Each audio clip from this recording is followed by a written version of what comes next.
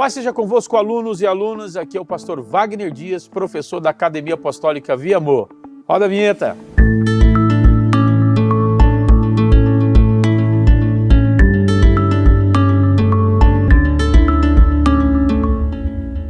Na aula de hoje, nós iremos fazer uma introdução aos livros poéticos, que será objeto dos nossos estudos na próxima aula. Esse bloco de livros muito interessante traz à tona o imaginário do povo antigo e também a sua produção literária, que é rica em filosofia e sabedorias populares do ambiente socio-religioso do período do Antigo Testamento. Ora, nós estudamos o livro por livro do Pentateuco, também estudamos livro por livro dos livros históricos, do bloco dos livros históricos, como acabamos há pouco, e agora esse bloco muito interessante da literatura sapiensal ou poética que vamos estudar. Fazem parte deles o livro de Jó, Salmos, Eclesiastes, Provérbios e Cantares, ou na ordem: Jó, Salmos, Provérbios, Eclesiastes e também o Cântico dos Cânticos ou Cantares de Salomão. Iremos analisar como se dá a construção, a estrutura e o tema desses livros. Por que há uma necessidade de separar esses blocos? Se você analisar em toda a Bíblia Sagrada, Deus é quem toma a palavra para falar com o homem. Agora, é o homem quem toma a palavra para se dirigir a Deus, como no caso do livro de Salmos. É interessante que essa literatura ela é oriunda da sabedoria popular dentro desse contexto teocrático de lutas travadas e também das guerras que fazem com que este povo recorram a Deus e dentro dessa relação produza o renascimento da memória deste povo com relação à promessa de Deus feita aos seus antepassados, que vai constituir o amor a essa pátria. Daí emana toda a produção filosófica, toda a produção sociológica e, ora, a arte na literatura que tem o seu estilo peculiar de ser produzida. O primeiro vem da história do Oriente Próximo ou do Crescente Fértil, chamado Jó. O livro de Jó é uma epopeia do mundo antigo, uma produção literária extraordinária, é de fato uma narrativa linda, bonita e com um profundo saber deste mundo. Iremos estudar a data, as probabilidades de seus autores e assim a gente vai extrair do livro de Jó a sabedoria desse personagem tão interessante e também discutir aquela pergunta que não se cala: por que sofre o justo? Vamos falar sobre a soberania divina diante do quadro do domínio dentro do mundo e aí dentro do contexto de Jó, da vida, da família de Jó. Iremos analisar os assuntos que são desenvolvidos e os dilemas dentro do sofrimento, das percas e como o ser humano encara todas essas percas, como ele lida, seu comportamento e o teor profundo de uma antropologia filosófica na discussão de como Jó lida com os conselhos dos seus amigos.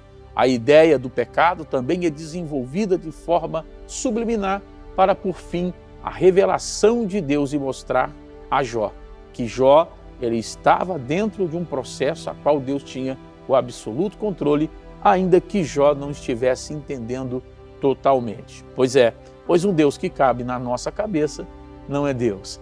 E Deus revertendo o quadro, tratando os amigos de Jó e fazendo com que Jó agora desfrute de uma nova visão, uma perspectiva da prosperidade.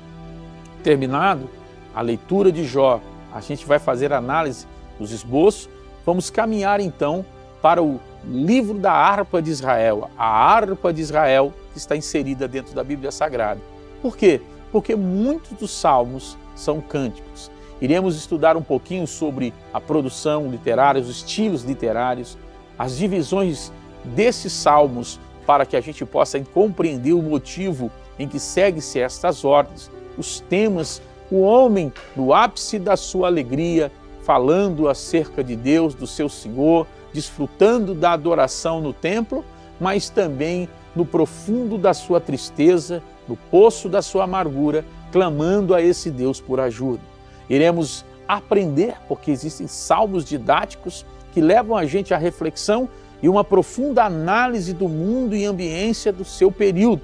Iremos também tratar de coisas patológicas, como o Salmo 42, de uma pessoa totalmente deprimida e tentando enfrentar a depressão ali no momento da sua jornada no exílio.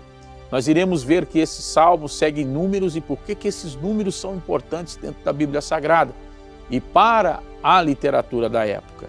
E o que nos revela Salmo? Quem é Cristo no livro de Salmos? Terminado então a análise do Salmo, todo o seu conteúdo que iremos estudar, iremos também para o livro de Provérbios, que já é a sabedoria prática, que é a convivência, a análise. É chamado Provérbios de Salomão e a gente vai discutir por que assim se chama.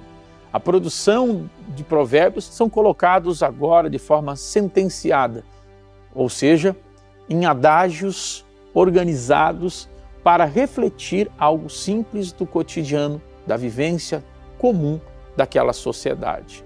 Vamos discutir também sobre o seu autor, o aglomerado de composições, se existem outros autores ocultos, a gente vai perceber que o livro de Provérbios, como é utilizado até os dias de hoje pelas grandes mentes pensantes, está dentro de um quadro especial na Bíblia Sagrada.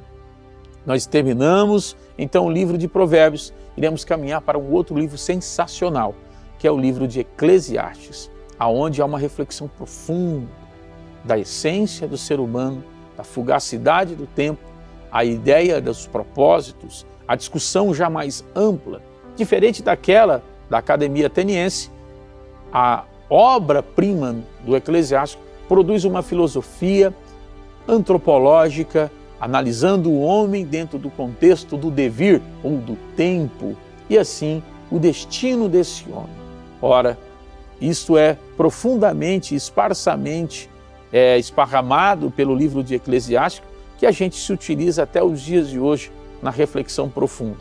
Vamos fazer algumas conexões com as filosofias mais conhecidas do Ocidente para ver se essa essência ensinada, essa filosofia pensada por esse escritor tem a ver com aqueles que são reconhecidos, como no caso de Heráclito, Parmênides, Kant.